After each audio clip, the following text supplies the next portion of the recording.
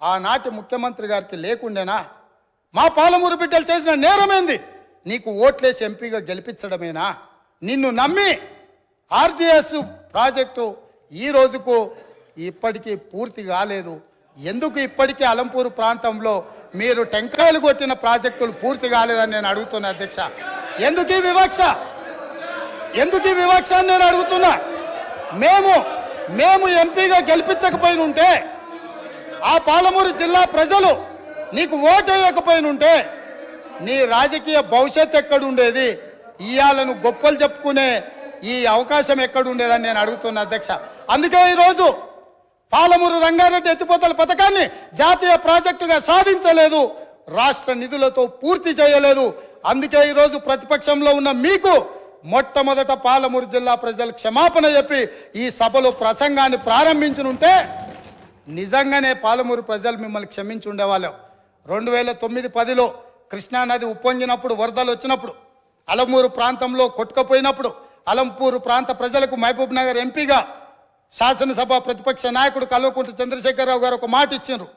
ఈ ప్రాంతం నిండా మునిగిపోయింది, మీ ఇండ్లన్నీ కొట్టుకుపోయినాయి, మీకు ప్రభుత్వం ఇండ్లు ఇప్పించకపోతే బంజారాహిల్స్ నందినగర్లో ఉన్న నా ఇల్లు అమ్మి మీకు ఇల్లు కట్టిస్తా అన్నాడు.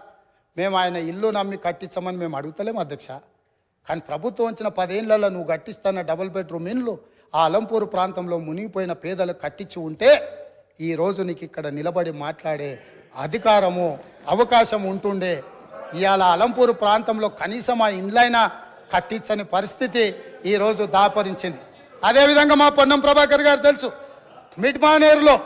మిడ్మానేరు ముంపు బాధితులకు కొన్ని సంవత్సరాలుగా వాళ్ళు పోరాటం చేస్తున్నారు, ఆరాట పడుతున్నారు. ఈ రాష్ట్రానికి ముఖ్యమంత్రి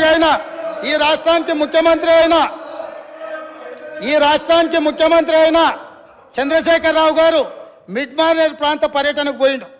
ఏం మాట్లాడిండు? రాజన్న ఆ ప్రాజెక్టులకు అక్కడికి వెళ్ళి, నేను మీ ఊరు అల్లుడిని, మీరు మిడ్మానేరులో ముంపు బాధితులు, మీ అల్లుడు ఈరోజు తెలంగాణ రాష్ట్రానికి ముఖ్యమంత్రి అయిండు, మీకు అందరికీ న్యాయం చేస్తా, మీకు R&R ప్యాకేజ్ ఇస్తా, మీకు ఇండ్లు కట్టిస్తాని స్వయంగా తెలంగాణ రాష్ట్ర ముఖ్యమంత్రిగా ఆనాడు చంద్రశేఖరరావు గారు అక్కడికి వెళ్ళి మాట ఇచ్చిండ్రు. నేను ఈరోజు మిమ్మల్ని అడుగుతున్నా అధ్యక్ష, ఈ రోజు వరకు వాళ్ళు మళ్ళీ అదే వంట వార్పు చేస్తున్నారు, అదే రాస్తారోకలు చేస్తున్నారు, అదే ధర్నాలు చేస్తున్నారు.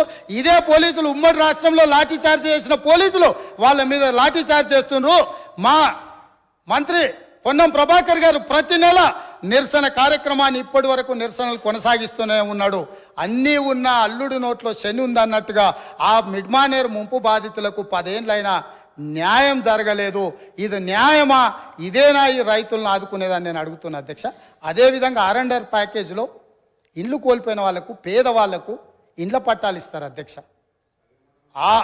ఆ ఇండ్ల పట్టాలు రాజ్యసభ సభ్యులు జోగిన్పల్లి సంతోష్ కుమార్ 250 గజాలు ఇండ్ల పట్ట వారి పేదోడి కింద పట్ట తీసుకున్నాడు అధ్యక్ష.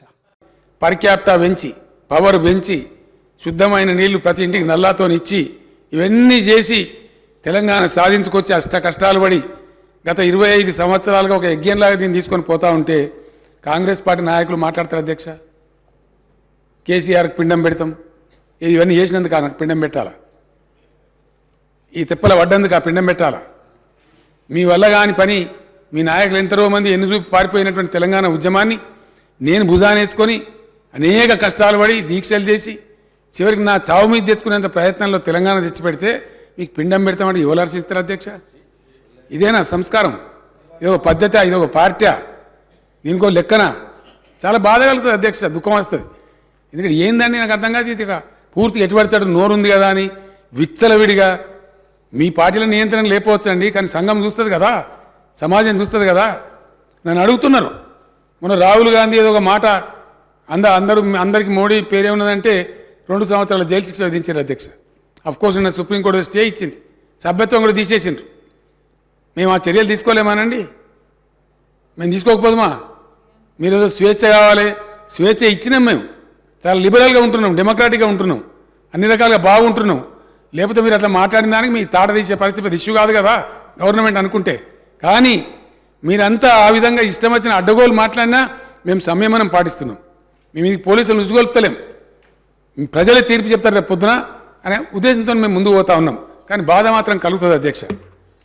ఎక్కడ ఏం చేయని వాళ్ళు తెలంగాణ ఉద్యమం జరుగుతున్న దాని మీదకి తుపాకులు తీసుకొని పోయిన వాళ్ళు మాట్లాడతారు అధ్యక్ష. ఇలా రెండు పార్టీల అధ్యక్షులు అధ్యక్ష. కాంగ్రెస్ పార్టీ అధ్యక్షుడేమో రైఫిల్ తీసుకొని పోయిండు కరీంనగర్ జిల్లాకు, ఇంకో పార్టీ అధ్యక్షుడేమో అందరు రాజీనామా చేస్తుంటే ఆయన ఒక్కడు మాత్రం రాజీనామా చేయకుండా అమెరికాకు వాడిపోయింది అధ్యక్ష.